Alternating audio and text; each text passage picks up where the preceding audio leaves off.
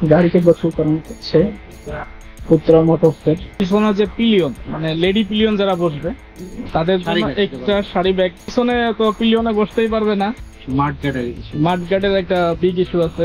Rail গাড়ির যে ইঞ্জিনের যে এটা আছে লাইটটা, এই লাইটটা এখানে কিলো হইছে 4941। ভিউয়ার্স, আসছিলাম মকশবিল, বাট যাত্রাপথে বাইকে একটু প্রবলেম হয়েছে। সো কি প্রবলেমটা হয়েছে সেটা একটু দেখেন। বাইকটা যখনই আমি উঁচু নিচে জায়গা থেকে ব্রেক ধরতেছি বা ব্রেক করতেছি, তখন আমার বডি কিটের একটা জায়গা লেগে যাচ্ছে বারবার। সো কোথায় লাগতেছে সেটা একটু দেখে নেন।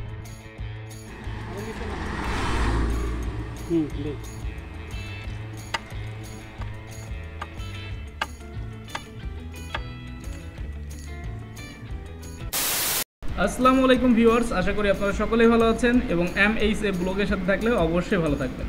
সো আজকে আপনাদের নতুন একটা ভিডিওতে স্বাগতম জানাচ্ছি। অ্যান্ড আজকে আমি এখন যাচ্ছি বাজাজের উত্তরা মোটরস যে সার্ভিস সেন্টার আছে সেখানে। এটার কারণ আপনারা এই তো পূর্বেই দেখতে পেয়েছেন যে আমরা যখন মকশবিল ঘুরতে গিয়েছিলাম ছোট্ট সামান্য একটা প্রবলেম, বাট এইটাই একটা সময় বড় প্রবলেম হয়ে দাঁড়াবে। সেজন্যই চলে এসেছি আমরা উত্তরা মোটরসের সার্ভিস সেন্টারে। আর এটা হচ্ছে গাজীপুর বাইপাসের পরে চৌরাস্তার আগে। সো সার্ভিস সেন্টারে আসার পরে দেখব তাদের সার্ভিসটা কেমন এবং তারা আমাদের এই সমস্যার কি সমাধান দেয়। আর আমার আরও ছোটো ছোটো কিছু প্রবলেম ছিল, সেগুলোও আমি সমাধান করব। অ্যান্ড দেন হচ্ছে আমার এই বাইকের আজকে যে সার্ভিসটা হবে সেটা হবে ফ্রি সার্ভিস নাম্বার 3। সো চলুন ভিউয়ার্স, আমরা ভিতরে গিয়ে দেখি যে আমরা তাদের কাছ থেকে কাঙ্ক্ষিত সার্ভিসগুলো পাই কিনা। ওকে, সো লেটস গো।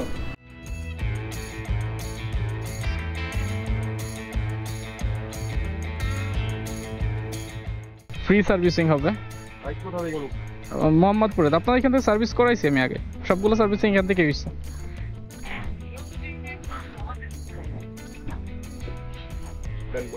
হ্যাঁ বুঝছি, এই যে ভাই। আর মোবিল DTSI আছে না W20, ওইটা একটা দিয়ে না, আমার কাছে হাফ আছে।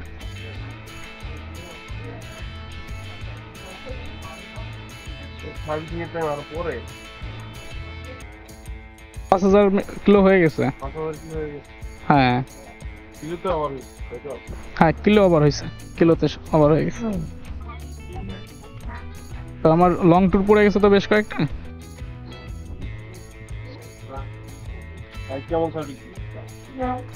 আলহামদুলিল্লাহ ভাই, সার্ভিস ভালো, কিন্তু ওই সামনের কিটগুলো হচ্ছে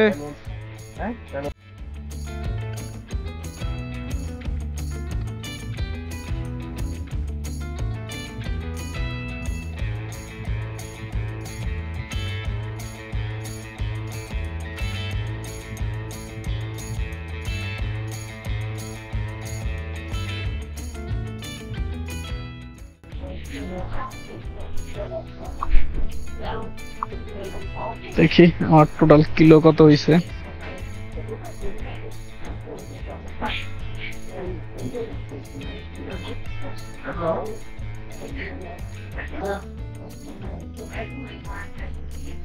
কিলো হয়েছে 4941 টোটাল।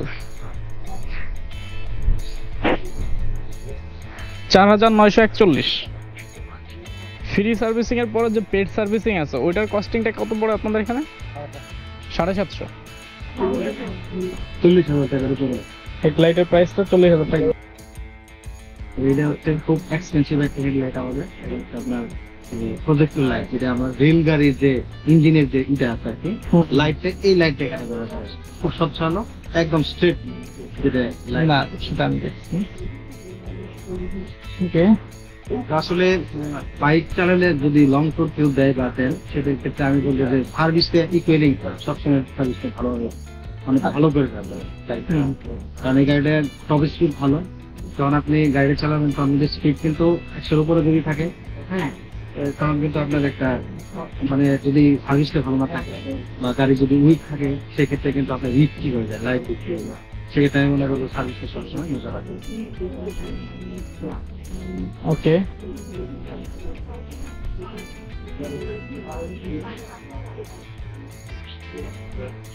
আচ্ছা, এই যে Anon 60 মানে গাড়ির কাছে যে বডি কিটটা এতটা চাপানো কেন?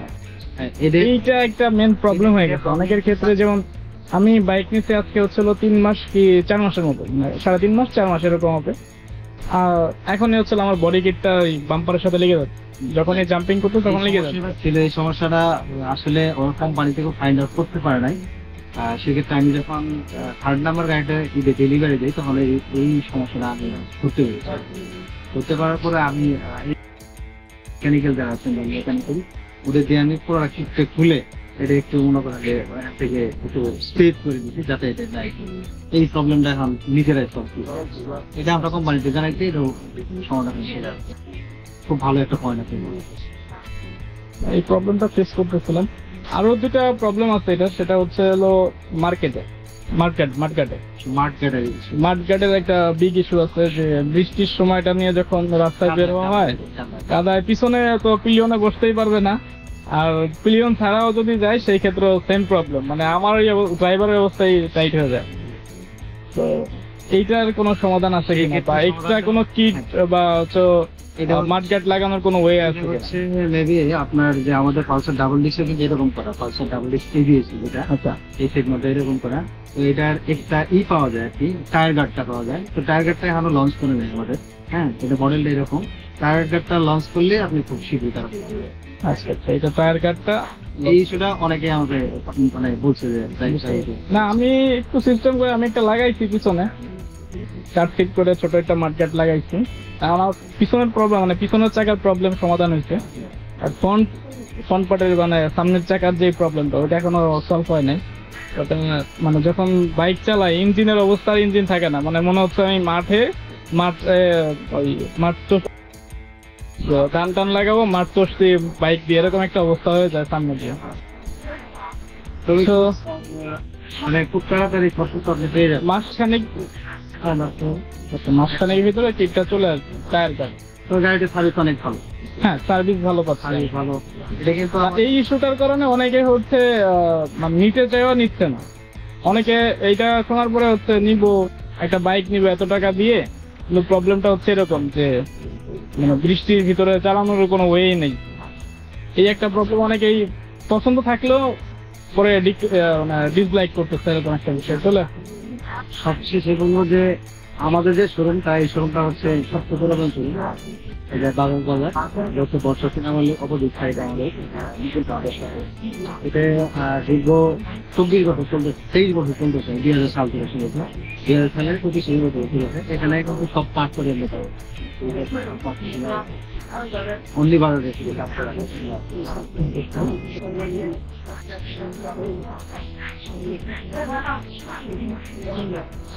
আরেকটা বিষয় হচ্ছে আপনাদের এইখানে যে বিষয়টা হচ্ছিল পিছনে যে পিলিয়ন, মানে লেডি পিলিয়ন যারা বসবে তাদের জন্য এক্সট্রা সারি ব্যাগ এর কোনো আছে কিনা?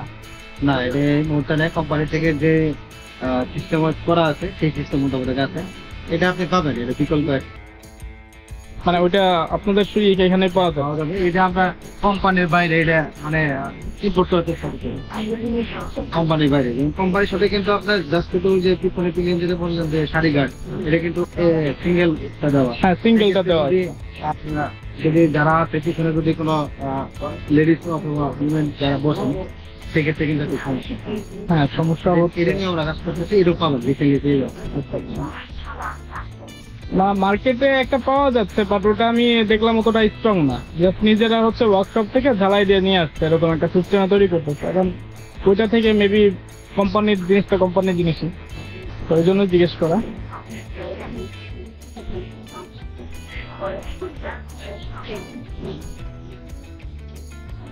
এটা আমাদের এমন এনএস গাড়ির সার্ভিসিং চলতেছে, যা মাস্টার সার্ভিস আমরা মোটামুটি ভালো একটা আছে।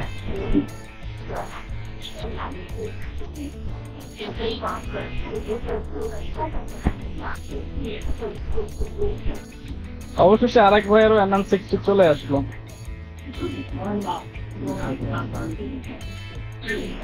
আচ্ছা ভাই, আরেকটা কোশ্চেন ছিল, সেটা হচ্ছে NN60 এটা তো উইথাউট কিক, কোনো কিক নেই, সেলফ। সো সেলফের পরে ডিপেন্ড হতে হয়। বাইক তো আমরা যখন কোনো বিল্ডিং এর মলের নিচে রেখেই দেন হচ্ছে ভিতরে যেতে হয়, তো ওই ক্ষেত্রে আমাদের অনেক এন্ট্রি লক বা যেই সিকিউরিটি লকগুলো থাকে ওইগুলো ইউজ করতে হয়, অনেক বাইকেই করে। তো N160 ক্ষেত্রে এরকম কোনো ইস্যু আছে কিনা যেটা ইউজ করা যাবে না বা ব্যাটারি ডাউন হয়ে যাবে? এখানে আমাদের এগুলোতে ইউজ করলে নর্মালি ব্যাটারি ডাউন হয়, তারপরেও এরকম কোনো ইস্যু আছে কিনা যে এটা এটা হচ্ছে করা যাবে কিনা? এই মতো খুব ভালো একটা প্রশ্ন করা হচ্ছে। সেটা হচ্ছে আমাদের N160 কিন্তু একদম ফুল ডিভাইসেস একটা বাইক, ঠিক আছে? এই ডিভাইসেস বাইকে অনেক সময় কিন্তু ওই যে ট্রেস লক গুলা বলেন, আদার যে লক গুলো আছে ওইগুলো কিন্তু আপনার ওয়ারিং এর তার কেটে কেটে লাগাইতে হবে। হ্যাঁ, সেই ক্ষেত্রে যদি আপনি ওটা লাগান, যারা আসলে এই বিষয়ে এক্সপার্ট তাদের দিয়ে লাগাইতে হবে। যদি আপনি নর্মাল কোনো দিয়ে লাগান, আর কি মেকানিক্যাল দিয়ে লাগান, সেক্ষেত্রে যদি তার কেটে দিতে হবে কিন্তু আপনার সমস্যা হবে। হ্যাঁ, ওয়ারিং এর সমস্যা হলে কিন্তু আমরা পুরো বাইকের সমস্যা হবে। আর হচ্ছে এটা সব বাইকেই লাগালে কিন্তু ব্যাটারি মানে কাজটা আস্তে আস্তে খেয়ে ফেলে। তখন আপনি বাইকটা বন্ধ করে রাখবেন, সেক্ষেত্রে হচ্ছে কিন্তু ব্যাটারি কিন্তু চলতে থাকবে, ওই ডিভাইসটা কিন্তু চার্জ খেতে থাকবে। সেই ক্ষেত্রে ওই ডিভাইসের এক্সট্রা কোনো সুইচ বা এরকম কোনো সিস্টেম করে করা যায় কিনা? আমাদের একটা প্রযুক্তি, যে আমি চাইলাম একদমই অফ করে রাখলাম, আমার যখন মনে হচ্ছে যে না এখন আমার সেফটির প্রয়োজন, আমি যখন ওটা অন করে রাখলাম। এখানে আমাদের ওই লকটা না দিয়ে আমাদের মোবাইল অ্যান্ড্রয়েড এর একটা ভার্সনে নিয়ে কাজ করতেছে কোম্পানি, সেটা হচ্ছে আপনারা খেয়াল করবেন যে আমাদের N160 তে সামনে কিন্তু একটা কোড দেওয়া আছে। হ্যাঁ, পেন ড্রাইভ দোকানের মধ্যে একটা কোড দেওয়া আছে, তারপরে মোবাইল চার্জ করার মতো একটা ডিভাইস আসতেছে আমাদের ওইখানে একটা ডিভাইস থাকবে, সেটা হচ্ছে আপনি এখানে প্লাগিং করে রাখবেন। প্লাগিং করে রাখলে আপনার মোবাইলের ওই আপনি যেটা ফেস লক বলেন, তারপরে আদার যে লকগুলো থেকে আপনি লক করা যাবে। তো ওইটা এখানে যদি প্লাগিং করে রাখা হয়, সেই ক্ষেত্রে হচ্ছে ওটা তো সবার ফ্রন্টেই থাকবে, যে কোনো কেউ তো প্লাগিংটা খুলে ফেলতে পারবে, হাইড করতে পারবেন কোনো একটা তার দিয়ে বা হাইড করে এরকম কিটের ভিতরে এই সিস্টেম করে দেওয়া হবে। তো আপনি চাইলে যদি রিস্ক নিয়ে যদি আপনি করতে পারেন, আমি ট্রেস লক বা ট্র্যাকিং লক লাগাবো, তবে ব্যাটারি একটু উইক হয়ে যাবে। বুঝতে পারছি। আর অনেকে ধারণা করতেছে যে N160 গুলো আসলে ঠিক তো না, এটা তো ব্যাটারিতে চলতেছে, তো এটা ব্যাটারি যদি কি হয় তাহলে ঠিক না। এটা যে আমাদের মোটর যা আছে, ডাইনামো যা আছে, আমাদের যে আগের সেগমেন্ট বাইক গুলো আছে, এই বাইকের চেয়ে কিন্তু আপনার যে এটা মোটর পাওয়ারটা এটা কিন্তু হাইবিলিটি